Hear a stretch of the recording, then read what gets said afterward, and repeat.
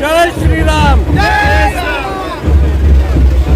गेल्या 2 दिवसाखाली आपल्या सर्वांना माहिती आहे, माझा भारतीय जनता पार्टीमध्ये प्रवेश झाला।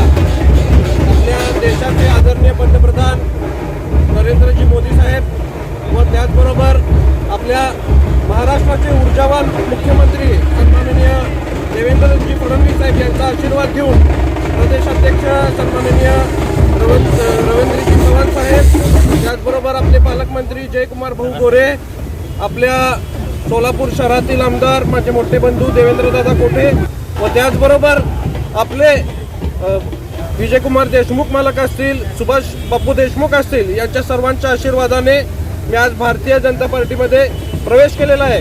आणि खास करून सचिन दादांचं सुद्धा नाव या ठिकाणी घेतलं पाहिजे, कारण त्यांचा सुद्धा आग्रह मला तुम्ही पक्षात यावं म्हणून होता। त्यामुळं आदरणीय सचिन दादांचं सुद्धा मी मनापासून आभार व्यक्त करेन, कारण माझ्यासारख्या एक छोट्याशा कार्यकर्त्याला तुम्ही आज आपण जर बघितलात तर बिहारची इलेक्शन आपण जर बघितली तर अतिशय वन साइडेड ही इलेक्शन झालेली नाही। अशा मोठ्या पक्षात तुम्ही माझ्यासारख्या छोट्या कार्यकर्त्याला घेतायत, त्याबद्दल मी तुमचा सर्वांचा मनापासून आभार व्यक्त करतो।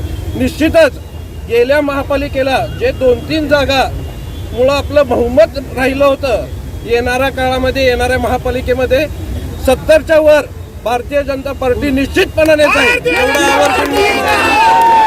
कारण एवढे खंबीर नेते माझ्या पाठीमागे असल्यामुळं निश्चितच मी सुद्धा त्या दृष्टीने त्या गोष्टीला प्रयत्न करणार आहे।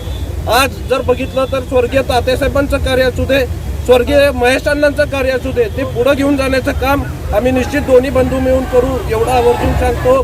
मी सर्व पक्षातील जुने जे पदाधिकारी असतील त्यांना सर्वांना विश्वासात घेऊन त्यांना सगळ्यांना एकत्रित करून निश्चितच पक्षवाढीच्या दृष्टिकोनातून काम करेल, एवढा आवर्जून सांगतो।